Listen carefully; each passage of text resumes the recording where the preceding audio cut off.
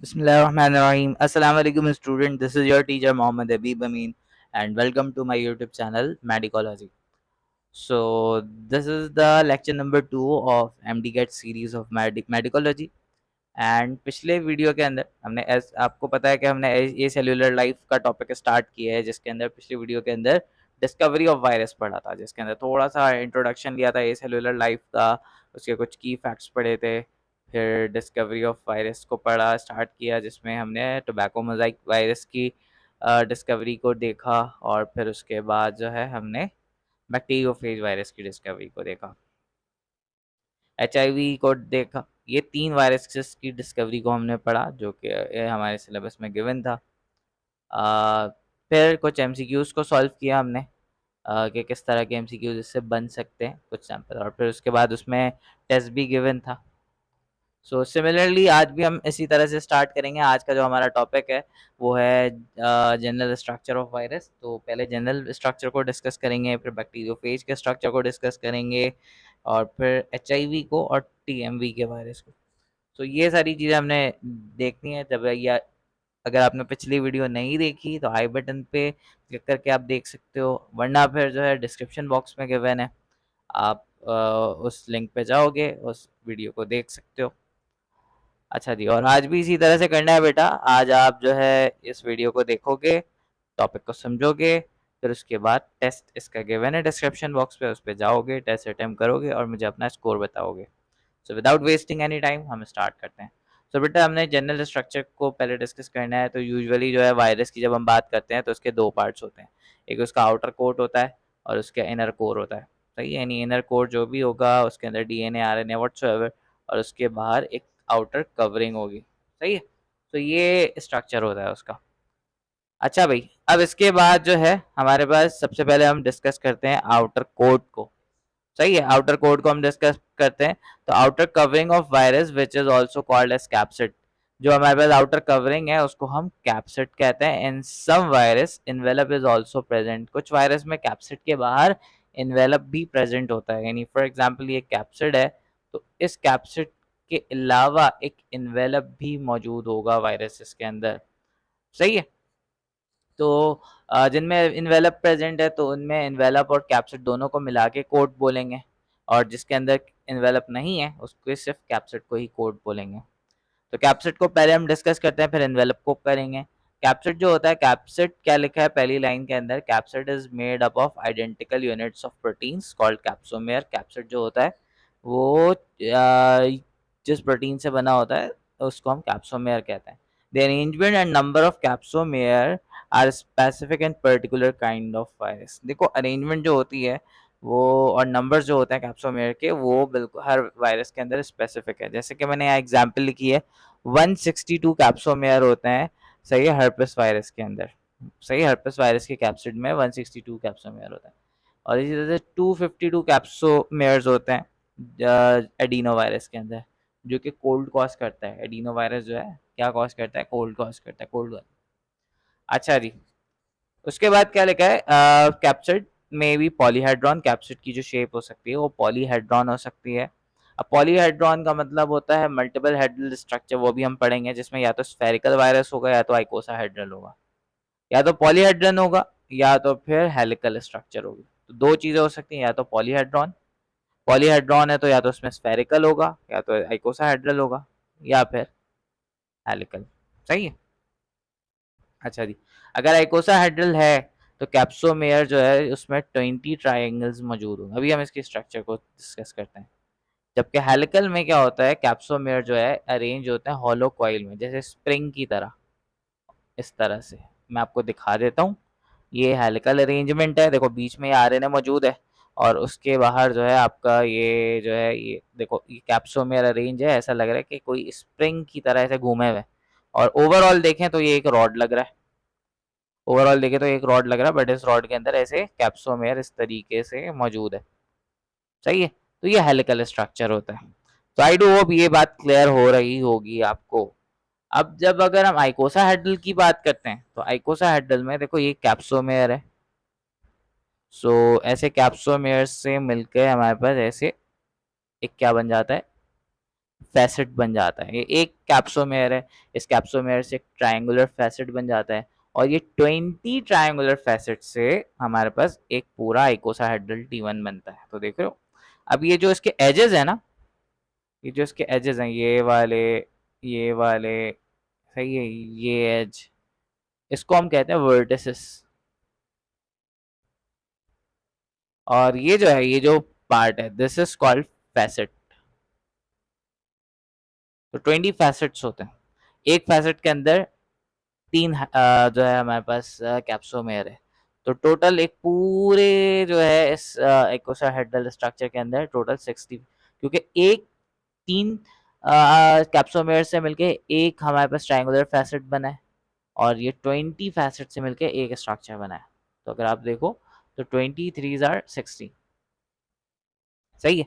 और अगर इसी को थोड़ा सा और कॉम्प्लेक्स कर दिया जाए, यानी जस्ट लाइक दैट, तो ये हमारे पास स्फेरिकल स्ट्रक्चर, ये आपको देखकर ही समझ में आ रहा होगा, सही है, कि किस तरह से जो है ना, देख रहे हो कि ये इस तरह से पूरा राउंड स्ट्रक्चर जो है डेवलप हो रहा है, स्फेरिकल स्ट्रक्चर बन रहा है। तो इसमें देखा था आपने कि भाई इसके अंदर 20 फैसेट से मिलकर ये एक आइकोसाहेड्रल बन रहा था, बट इसमें जो है ना हमारे पास 7 स्ट्रक्चर्स मिलके बन रहे हैं। खैर मैं अब इसकी डिटेल में नहीं जा रहा, क्योंकि हमारे सिलेबस में इंक्लूड नहीं है, तो आपको भी इतनी ज़्यादा डेप्थ में जाने की ज़रूरत नहीं है। बस आपको सिर्फ ये 3 स्ट्रक्चर याद रखने थे, कैप्सिड या तो हेलिकल होता है, या तो आइकोसाहेड्रल होगा, या तो स्फेरिकल होगा। ठीक है ना बेटा? So this is all about this capsids. आगे बढ़ते हैं हम बेटा, इन्वेलप की बात करते हैं।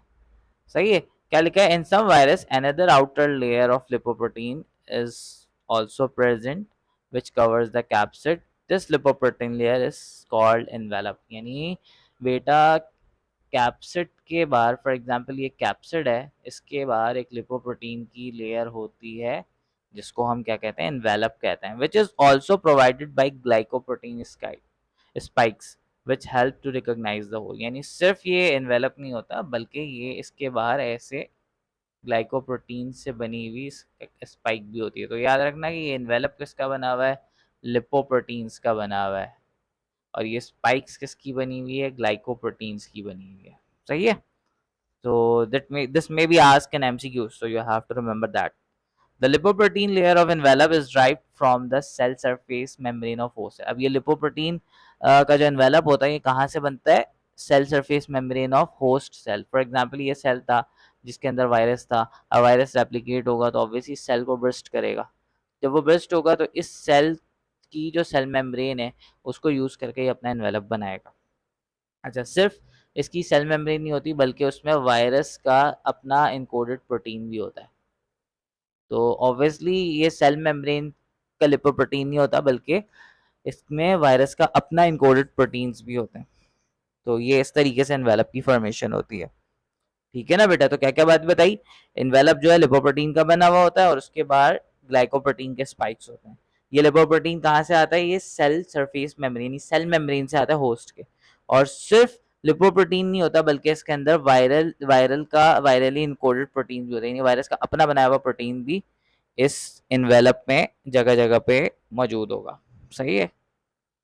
अब इनर कोर की बात करते हैं, जिसमें जो है ये जीनोम मौजूद है, जीनोम होता है और एंजाइम्स मौजूद होते हैं। तो इनर कोर जो होता है, कि the inner side of capsid contain another part which is called genome. यानी जो है ना कैप्सिड के अंदर देखेंगे तो उसके अंदर जीनोम मौजूद होता है। Genome is generally called total genetic material of living thing. जैसे फॉर एग्जांपल हम ह्यूमन की बात करते हैं, तो ह्यूमन के जीनोम में, सही है, ह्यूमन जीनोम की बात करते हैं, टोटल जेनेटिक मटेरियल है, तो ह्यूमन जीनोम के अंदर 46 क्रोमोसोम्स है। This is the human genome.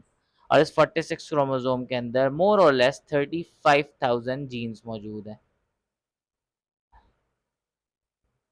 सही है, तो ये हमारा जीनोम है। इसी तरह से वायरस के अंदर जो टोटल अमाउंट डीएनए या आरएनए का मौजूद है, सही है, वो उसका जीनोम कहलाता है। डीएनए होगा या आरएनए होगा, बोथ, दोनों नहीं हो सकते एक साथ। अच्छा, अब डीएनए और आरएनए या तो सिंगल स्टैंडर्ड होगा या तो डबल स्टैंडर्ड होगा। सो डीएस डीएनए हो सकता है, double standard DNA, and S S DNA यानी सिंगल स्टैंडर्ड डीएनए भी हो सकता है। इसी तरह से ये DsRNA भी हो सकता है, डबल स्टैंडर्ड आरएनए भी हो सकता है, एंड SsRNA भी हो सकता है, दोनों चीज़ें हो सकती है। सही है। अच्छा भाई, इसके अलावा जीनोम के अलावा some proteins are also present with it which work as enzyme, यानी कुछ प्रोटीन्स भी होते हैं जो कि एज एन एंजाइम वर्क करते हैं वायरस के अंदर and facilitate viruses during its action in host cell, जो कि फैसिलिटेट करता है वायरस को अपना जो भी एक्शन, जो भी पैथोजेनिसिटी होती है, जो भी है, वो उसके लिए हेल्प करते हैं। सही है बेटा। तो this is all about inner core. अच्छा जी, अब बैक्टीरियोफेज अब हम स्पेसिफिकली डिस्कस करते हैं। अब देखो, अब आप कहोगे कि सिर्फ जनरल स्ट्रक्चर, क्योंकि सिलेबस के अंदर इट्स नॉट मेंशन कि भाई आपने स्ट्रक्चर में क्या क्या पढ़ना है। अगर आप ये सिलेबस को देखो, सो जस्ट लिखा है कि भाई स्ट्रक्चर ऑफ वायरसेस। अब इसमें ये चीज़ एम्फेसाइज नहीं की गई कि सिर्फ जनरल स्ट्रक्चर को पढ़ना है या क्या। तो बैक्टीरियोफेज का स्ट्रक्चर गिवन है बुक के अंदर, तो इसको भी पढ़ लो तो ज़्यादा बेहतर होगा। So bacteriophage, the virus, a virus bacteriophage means bacteria eater. सही है। इसका मतलब क्या होता है? बैक्टीरिया को खाने वाला। ये मैंने आपको इसकी डिस्कवरी में भी समझाया था। Bacteriophage is a group of viruses that kill bacteria. ऐसे वायरसेस का ग्रुप होता है जो कि बैक्टीरिया को मारता है, यानी ये सिर्फ एक सिंगल वायरस को बैक्टीरियोफेज नहीं बोल रहे, obviously it's a group of virus. These viruses are grouped on the basis of different shapes, यानी ये जो है बैक्टीरियोफेज के भी ग्रुप्स होते हैं। किस बिहाफ पे इसको क्लासिफाई किया जा सकता है? On different shapes. अब क्या है, जैसे टी फेज है which contain develop tell fibres and a lambda without और लेस डेवलप टेल फाइबर्स। दो, एक टी फेज होता है जिसमें टेल फाइबर्स होते हैं, और एक लैम्डा होता है जिसके अंदर टेल फाइबर नहीं होते या तो बहुत छोटे होते हैं। Enveloped and non enveloped bacteriophage. तो भाई देखो, ये एक हमारे पास एक ऐसे वायरस है जिसमें टेल फाइबर्स होते हैं, और एक ऐसे होते हैं जिसमें टेल फाइबर्स नहीं होते। और इसके अलावा हमारे पास बैक्टीरियोफेज इन्वेलप्ड और नॉन इन्वेलप्ड होते हैं। ये चार बेसिस है बैक्टीरियोफेज की क्लासिफिकेशन की। सही है ना बेटा? तो ये पॉइंट्स याद रखना। सही है। अच्छा भाई, how sorry, here we are going to discuss the structure of tailed bacteriophage. यहाँ पे हम क्या कर रहे हैं? टेल्ड बैक्टीरियोफेज के बारे में डिस्कस करेंगे, जिसको T4 वायरसेस कहा जाता है। इसके तीन मेजर पार्ट्स होते हैं। सही है। एक उसका हेड होता है जिसके अंदर उसका डीएनए मौजूद है। एक उसकी टेल है that act as a channel that allow transport DNA into the host cell. यानी अब जो चैनल, जैसे सिरिंज होती है ना, अब ये सिरिंज है, ये उसके पीछे उसका जो है ना पिस्टन लगा हुआ है, और ये इसका इसकी नीडल है। नीडल के ज़रिए से उस जो भी इंजेक्शन होता है वो अंदर जाता है ना, तो उसी तरह से यूँ समझ लो ये टेल जो है ये एज अ नीडल वर्क करता है, तो उसका डीएनए पूरा इंजेक्ट करने के लिए काम आता है। Base plate at the bottom of the tail, यानी बेस प्लेट जो नीडल में जो होल होता है उसको समझो कि एक बेस प्लेट है। यानी बेस प्लेट जो है उस किस काम के लिए आता है? एडेसिव के लिए, एडेशन के नहीं, होस्ट के साथ चिपक, बैक्टीरिया के साथ चिपकने के लिए, and help to identify the host for attachment, और जो है ना होस्ट को आइडेंटिफाई करने के लिए ताकि वो उसके साथ अटैच हो सके। सही है, इस चीज़ के लिए काम आता है। सुनाओ, अब एक एक करके इन स्ट्रक्चर्स को पढ़ते हैं। सबसे पहले आ जाता है बेटा हेड। इसका हेड के बारे में क्या लिखा है? The head is three dimensional called polyhedral and consist of small protein units called capsomere. अब देखो पॉलीहेड्रल, ये देखो, अब आपको याद होगा ना कि किस तरह का स्ट्रक्चर है, एक ट्रायंगल, दो ट्रायंगल। आपको पता है कि ये आइकोसाहेड्रल है। यहाँ लिखा हुआ भी है these capsomere are connected to each other in geometrical manner called icosahedral. तो आइकोसाहेड्रल की फॉर्म में ये अरेंज्ड है। The DNA of bacteriophage is present in their head region and contain different, यानी डीएनए जो होता है वो इसके हेड में मौजूद होता है, यानी हेड के अंदर, इसके अंदर इसका डीएनए मौजूद है। सही है। फिर आ जाता है phage tail. Phage tail bacteriophage tail is form by different protein. अब इसकी टेल जो है डिफरेंट प्रोटीन से बनी होती है। The upper most part of the tail which connect its head is called collar. ये जो पार्ट है, अपर मोस्ट पार्ट है जो इसके हेड से कनेक्ट है, वो कॉलर कहलाता है। अच्छा, tail is tube like structure, has two region, an outer region is a contractile sheath and inside region is a non contractile, यानी अंदर एक ट्यूब होती है like this, और उसके बाहर एक कॉन्ट्रेक्टाइल शीट है इस तरह से, तो ये कॉन्ट्रैक्ट करता है, देखो ये स्प्रिंग है, ये कॉन्ट्रैक्ट करता है और पूरा का, और अंदर एक पाइप लगी हुई है, पूरा का पूरा डीएनए इंजेक्ट कर देता है। सही है, मैं आपको दिखाता हूँ किस तरीके से। देखो ये एक जो है ना डायग्राम यहाँ पे बनाई हुई है, ये देखो ये बैक्टीरियोफेज आया, बैक्टीरिया के साथ जुड़ा, और अब देखो ये किस तरह का स्ट्रक्चर है ये, अब देखना भाई, ये कॉन्ट्रैक्ट, देखो ये कॉन्ट्रैक्ट करता है और ये पूरा डीएनए इसने इंजेक्ट कर दिया। This is how it works. सही है ना, this is how it works. So I hope यहाँ तक की बात समझ आ गई होगी। फिर आ जाता है base plate. Base plate at the end of phage tail, a discoidal plate is located, जिसके अंदर जो है ना it has tail fibre usually 6 in number. देखो ये टेल फाइबर है इसके अंदर, ये टेल फाइबर है जो कि यूजुअली 6 होते हैं।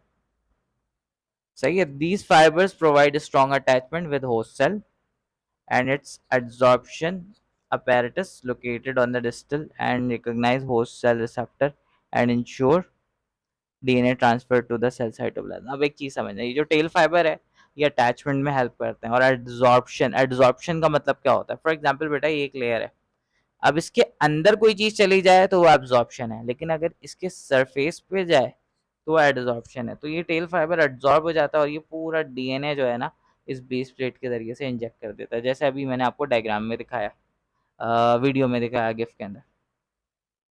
सो टेल पे ये टेल पिन होती है जिसके ज़रिए से जैसे इंजेक्शन जो है लगाते हैं, तो ये टेल पिन जो है ना पेनिट्रेट करता है और फिर ये शीट कॉन्ट्रैक्ट करता है और पूरा का पूरा डीएनए जो है ना वो अंदर आ जाता है बैक्टीरिया के। सो this is how it work and this is the structure of bacteriophage. Now next is tobacco Mosaic virus. अब जो टोबैको मोजाइक वायरस है बच्चा, ये देखो TMV is a virus of tobacco plant and cause tobacco Mosaic disease. Tobacco Mosaic disease किस तरह की होती है लास्ट वीडियो में आपको दिखाई थी। It is made up of centrally located single standard GNA, sorry RNA as genetic material. इसमें आरएनए होता है जो कि सेंटर में ऐसे मौजूद है, ऐसे कॉइल। मोस्ट ऑफ इट्स, अच्छा उसके बाद क्या होता है, genetic material surrounded by protein coat called capsid. Capsid से सराउंडेड है। its number most of its structure formed by protein coat with estimated 200,000 and 130 subunit named capsomere. यानी इसके कैप्सोमेयर के अंदर 2130 कैप्सोमेयर, यानी इसके कैप्सिड के अंदर 2130 कैप्सोमेयर होते हैं जो कि ऐसे कॉइल हेलिकल फॉर्म में मौजूद है। सही है, हेलिकल पढ़ाया है ना आपको। ईच कैप्सोमेयर कंटेन, एक कैप्सोमेयर के अंदर 158 अमाइनो एसिड्स होते हैं एंड अरेंज इन 130 टर्न। ये जो है 2130 आपके जो है सब यूनिट्स हैं, ये अरेंज है 130 टर्न्स के अंदर, यानी एक टर्न फिर दो टर्न, इस तरीके से 130 टर्न्स मौजूद है। सही है, this is how this tobacco Mosaic virus looks like. फिर आ जाते हैं, बात करते हैं एचआईवी की।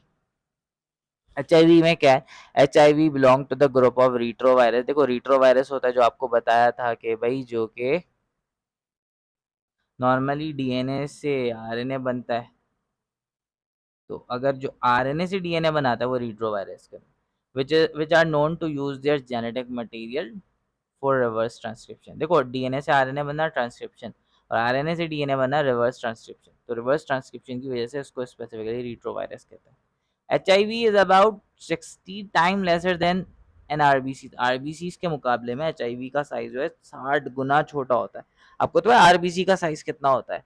7 to 8 माइक्रोमीटर का होता है, छोटा सा होता है उसका डायमीटर। यानी अगर एक एस्टिमेट लगाया जाए, एक ड्रॉप ब्लड लिया जाए, सिर्फ एक ड्रॉप, एक ड्रॉप कितना छोटा सा होता है, उस एक ड्रॉप के अंदर 5 मिलियन आरबीसी होते हैं, यानी जो है 50 लाख आरबीसी। तो सोचो कितने छोटे होंगे, और उस छोटे से सेल को 60 टाइम, 60 गुना मजीद छोटा कर दिया जाएगा तो एक एचआईवी का वायरस बने।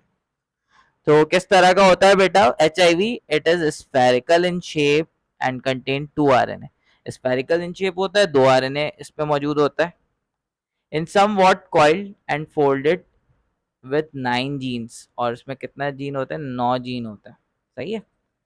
Enveloped in protein coat called capsid, अब ये कैप्सिड जो होता है, कैप्सिड मौजूद होगा, this gene serves to prepare structural protein that form virus structure. अच्छा, अब क्या होता है, ये जो जीन जो होता है ये क्या बनाता है, ये स्ट्रक्चरल प्रोटीन बनाता है जिससे वायरस का स्ट्रक्चर बनता है। यानी जब ये HIV का वायरस जो है जब होस्ट सेल में जाता है तो उसके जो जीन है वो स्ट्रक्चरल प्रोटीन बनाता है ताकि उसका कैप्सिड बन सके and develop ability to infect the host. HIV is an enveloped virus. HIV जो है वो एनवेलप्ड वायरस है which is made up of 2 layers of lipid with spike. यानी लिपिड की 2 लेयर होती है और उसमें स्पाइक होता है ग्लाइकोप्रोटीन का, which help virus to get stuck in the surface of target cell receptor and enter to the cell। और इसकी वजह से वो उसको टारगेट सेल के अंदर पेनिट्रेट करने में हेल्प करती है। This virus has unique capability of reverse transcription means making DNA from its own RNA। अच्छा, ये तो बता दिया कि भाई रिवर्स ट्रांसक्रिप्शन क्या होती है, और इसके अंदर एक एंजाइम होता है, एक रिवर्स ट्रांसक्रिप्टेज एंजाइम यूज करता है ताकि जो है क्या बना सके, ताकि DNA से RNA से DNA बना सके, और इंटीग्रेज यूज करता है। The former is use to make DNA from RNA while the later enzyme help the viral genome remain intact inside the host cell। यानी वायरस के जीनोम को इंटैक्ट रहने में हेल्प करता है होस्ट सेल के अंदर, ये काम होता है इसका। अब ज़रा सा इसका स्ट्रक्चर भी दिखा देता हूँ बेटा आपको, ये इस तरह का होता है। अब देखो कि ये इसका कैप्सिड है, ये RNA का मॉलिक्यूल है, RNA जीनोम है, उसके साथ आपके पास 2 एंजाइम लगा हुआ है। एक इसका जो है इंटीग्रेज एंजाइम है और दूसरा इसका रिवर्स ट्रांसक्रिप्टेज एंजाइम है। सही है, ये इसका जीनोम हो गया, ये इसका इनर कोर हो गया, उसके बाहर इसकी कैप्सिड है, दिस वन इज कैप्सिड। सही है, कैप्सिड के बाहर इसका एनवेलप है। देखो एनवेलप लिपोप्रोटीन की 2 लेयर है, एक ये वाली लेयर है ब्लू वाली, और ये येलो वाली, ये 2 लेयर है, और इसके बीच बीच में ये स्पाइक्स जुड़े हुए हैं, ये रहा स्पाइक्स, ये सब स्पाइक्स। स्पाइक्स के 2 पार्ट्स, एक पार्ट जैसे कील होता है ना, कील ये अंदर दीवार में घुसी हुई है, तो एक पार्ट ये जो दीवार के अंदर घुसी हुई है और ये जो बाहर निकल रहा है, तो इसी तरह से ये ट्रांसमेम्ब्रेन प्रोटीन के 2 पार्ट्स हैं। सही है, एक पार्ट जो है ये जो अंदर गया हुआ है ये है GP41। GP का मतलब है ग्लाइकोप्रोटीन, 41 का मतलब है इसके अंदर 41 मोनोमर्स है, तो जो कि ट्रांसमेम्ब्रेन, जो कि इसको अटैच होने में हेल्प करती है। और ये जो बाहर वाला पार्ट है ये GP120 है, जिसके अंदर आपका 120 ग्लाइकोलिपिड होते हैं, जो कि इसका रिकॉग्नाइज होस्ट को रिकॉग्नाइज करने में और उसके साथ अटैच होने में हेल्प करती है। सही है, तो ये इस तरीके से ये इसका कोर आ गया, बाहर कैप्सिड, और उसके बाहर ये कैप्सिड, उसके बाद एनवेलप, एनवेलप के अंदर ये ग्लाइकोप्रोटीन का spike. This is how it look like. अब यहाँ पे आप देख रहे हो कि भाई P17 लिखा हुआ है, ये क्या है, ये सब इसके लिए परेशान होने की ज़रूरत नहीं है। अच्छा, ये P17 का मतलब है ये जो प्रोटीन है, इस प्रोटीन के अंदर ये प्रोटीन जो है इसकी जो छोटी जो सब यूनिट प्रोटीन्स है, P17 का मतलब है कि इसका वेट लिखा हुआ है कि इसका जो मॉलिक्यूलर वेट है वो 17 KDA है। KDA का मतलब है किलो डाल्टन। सही है, ये बताया गया है बस। सो आई डू होप यहाँ तक की बात आपको समझ आ गई होगी। अच्छा, अब ज़रा कुछ MCQs दिखा देता हूँ बेटा आपको कि क्या लिखा है, जैसे इस तरह के MCQs इससे आ सकते हैं। तो जस्ट लाइक दैट कि लिखा है what is the primary function of base plate in bacteriophage. अब बैक्टीरियोफेज के अंदर बेस प्लेट का क्या प्राइमरी फंक्शन है, क्या लिखा है, to protect DNA inside the head. ये तो नहीं हो सकता, इन DNA को इन हेड में प्रोटेक्ट करना तो इसका काम नहीं है। To deliver DNA into the host cell, to recognise and attach to the host cell, to provide structural support. अब देखो इसका काम ये क्या होता है, इसका काम जो बेस प्लेट है, सही है, बेस प्लेट है, इसका काम क्या है, अगर आप यहाँ पे देखो बेस प्लेट है, ये क्या लिखा हुआ है, base plate is located, the tail fibre is there. इसका काम क्या है कि भाई ये जो है इसका काम ये कि ये हेल्प करता है किस चीज़ के अंदर, उस the base plate at the bottom of the tail which is adhesive and help to identify the host for attachment। यानी ये क्या कर रहा है, होस्ट को आइडेंटिफाई करने में और अटैचमेंट में हेल्प कर रहा है। तो इसका सही ऑप्शन क्या होगा, सी। सही है, करेक्ट आंसर जो है to recognize and attach to the host cell. सही, this one is the correct. अच्छा, अगला क्या है? Which virus has protein coat comprised of 2001? ये तो अभी हमने पढ़ा है, ये है हमारे पास टोबैको मोजाइक वायरस। तो इस तरह के बेशुमार एमसीक्यूज आ सकते हैं, जो कि कुछ मैंने टेस्ट में भी दिए हैं। तो आप उसको जाके देखो एक बार और उसको अटेम्प्ट करो और मुझे इसका स्कोर भी बताओ। Thank you so much. अगली वीडियो में आगे कंटिन्यू करेंगे। अपना ख्याल रखिएगा। अल्लाह हाफिज़।